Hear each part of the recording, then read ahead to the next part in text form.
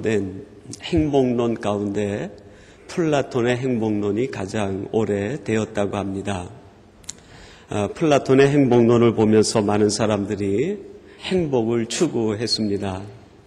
플라톤이 말하고 있는 행복론의 중요한 요소는 4가지였습니다. 첫째는 조금 부족한 듯한 재산, 그리고 두 번째는 사람들이 반쯤 알아줄 만한 명예, 그리고 두 사람에게는 이기되 한 사람에겐 질 정도의 체력, 그리고 마지막에는 웅변을 했을 때 절반 정도만 칭찬해 줄 웅변력, 그것이 행복의 조건이다, 그렇게 표현했습니다. 재산이 이때 조금 부족한 듯, 명예가 이때 조금 부족한 듯, 체력이 이때 조금 부족한 듯, 웅변력이 이때 조금 부족한 듯 것이 행복이다. 물론 플라톤이 이것을 통해서 얘기하고 싶었던 것은 넉넉함보다 부족함을 즐길 줄 알아야 된다. 부족함 속에서 행복을 찾아야 된다 하는 그런 요소도 담겨 있습니다. 그러나 그 부족함의 내용을 4가지로 얘기할 때 그것을 우리가 공통점을 찾는다고 하면 인간의 필요에 따른 것이 아닌가, 그런 공통점을 찾을 수 있습니다. 명예 필요한 것입니다. 체력 필요합니다. 웅변력 필요합니다. 살아가는 데에 재산 필요합니다. 그러나 궁금한 것은 그 필요한 것이 채워진다고 할 때 그 필요가 정말 우리들을 행복하게 할 수 있는 절대 조건이 되느냐 하는 것이죠. 오늘도 이 땅에는 많은 사람들이 그 필요를 채우기 위하여 얼마나 전투적인 삶을 살아가고 있습니까? 필요한 것은 필요한 것인데 그 필요한 것이 정말 우리의 행복을 담보할 수 있는가, 우리는 한 번 더 깊이 생각해 봐야 될 것입니다. 그렇지 않다고 하면 우리들 역시 그 필요를 쫓아 전투적인 삶의 대열에 끼어들게 되기 때문입니다. 여러분, 우리들은 최근에 한국에서 정말 온 국민이 슬퍼할 만한 죽음을 만났습니다. 참 안타까운 일이기도 하고 또 그것을 우리 자녀들에게 잘 해석해 줘야 될 죽음일이라고 생각합니다. 어떠한 형편에 있든지 어떠한 모습에 있든지 스스로 자신의 생명을 끊는다는 것은 하나님 앞에서 용납할 수 없다는 일이라는 것을 우리 자녀들에게 교육하고 또 알려줄 필요가 있겠습니다. 한 번은 제가 우리 은퇴 장로님들과 함께 자리를 가진 자리에서 하시는 말씀이 참 기감이 됐습니다. 한국에 있는 많은 사람들이 그 분향소를 찾아갈 때 휴가와 학교까지 쉬면서 아이들을 데리고 함께 분향소에 갔는데 그 가는 어른들이 아이들에게 무엇을 남겨줄 수 있을지 정말 충분히 생각하고 가야 되는 일이 아니겠는가. 자칫 잘못하면 우리 아이들에게 잘못된 가치관과 잘못된 개념을 심어줄 수 있는 요소가 있기 때문입니다. 아무리 어려운 일이 있어도 우리의 생명은 하나님이 주신 것으로 가장 귀한 것이다.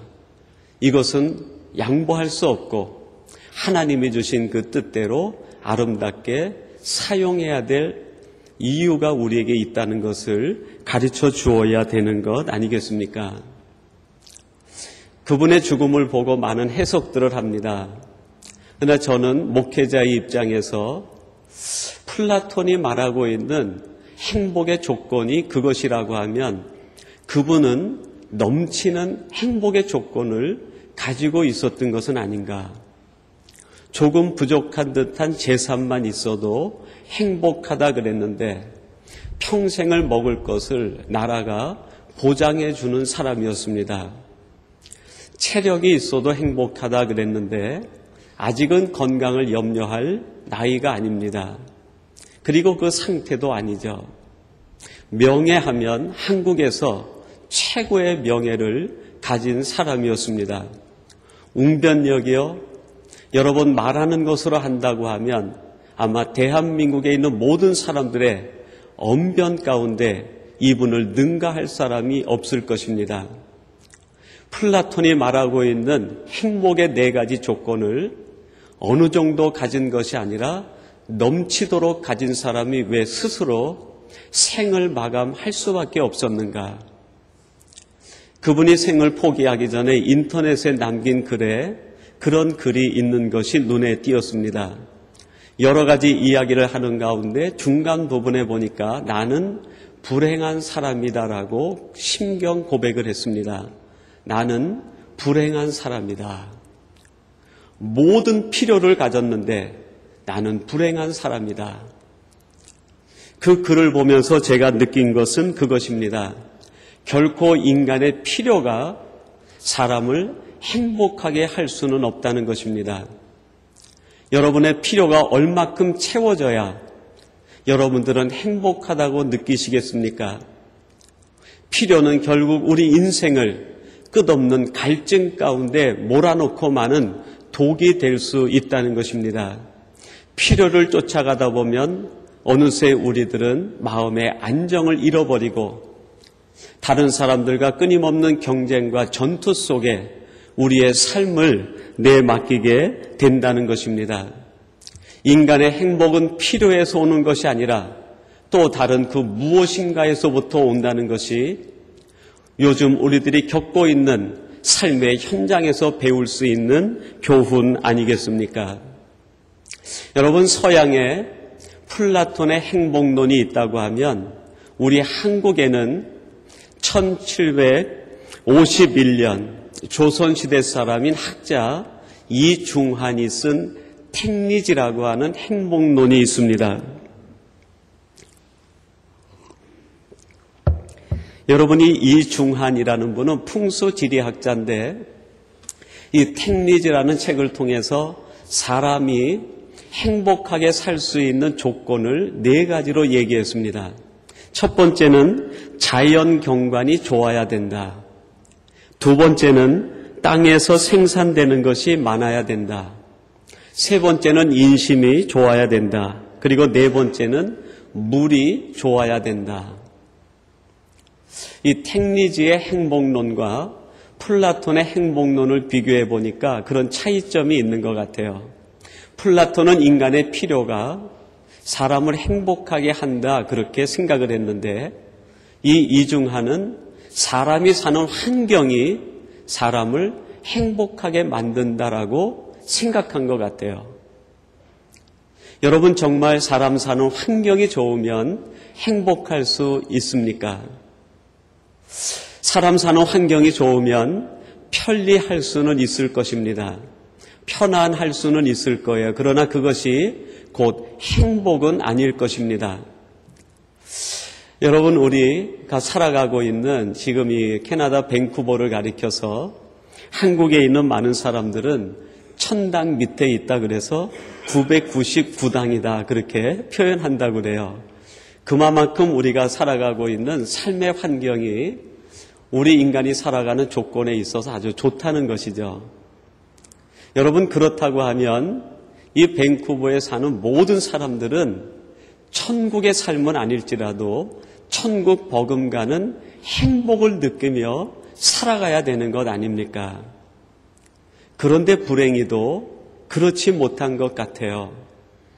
제가 얼마 전에 들은 이야기인데 아마 여러분들도 이야기를 들은 분이 계시리라 생각이 됩니다.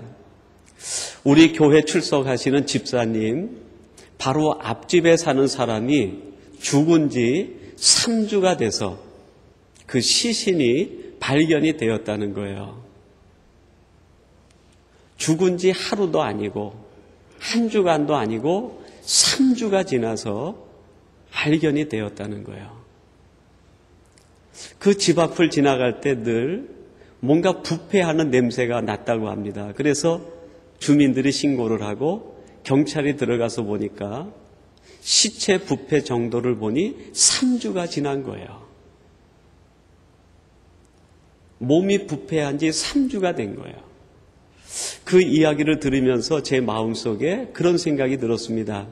이분이 몸이 부패한 거는 3주지만 죽기 전에 이분의 마음이 얼마나 상했을까. 홀로 죽을 수밖에 없는 그 상황 속에 있었던 그분의 마음이 그 전에 얼마나 마음이 상했을까. 가장 아름다운 환경 속에서 가장 고독한 죽음을 죽은 거예요. 사람들이 얘기하는 천국다움이라고 하는 환경에 살아가고 있는데 거기에서 가장 불행한 죽음을 맞이하게 된 거예요. 말씀을 준비하고 이 이야기를 접해 들으면서 제 생각엔 그런 생각이 들었어요. 인간의 행복은 필요해서 오는 것도 아니고 조건이 충족된다고 해서 오는 것도 아니다. 우리 인간의 행복은 필요나 조건 때문이 아니라 제가 생각하기에는 영적 안정감에서 온다 생각이 들었어요.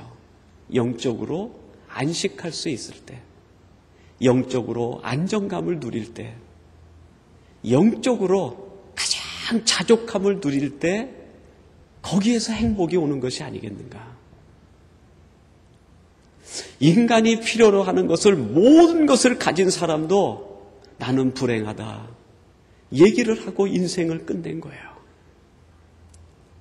가장 완벽한 인간의 삶의 조건을 가지고 있다고 하는 지상 최대의 낙원에 살고 있는 한 사람이 가장 처절한 죽음을 당한 거예요. 결코 인간의 행복은 필요로 채워지지 않습니다. 조건이 인간의 행복을 담보할 수 없다는 거예요.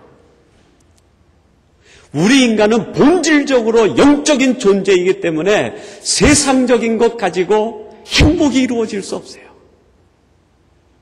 영적인 존재는 영적인 것으로만 행복을 누릴 수 있고 행복인 자족감과 안정감을 누릴 수 있는 거예요.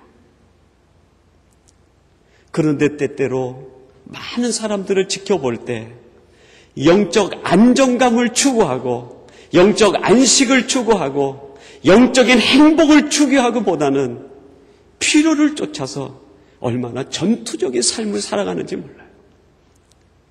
오늘도 삶의 조건을 따라서 메뚜기처럼 옮기는 사람들이 얼마나 많이 있는지 몰라요.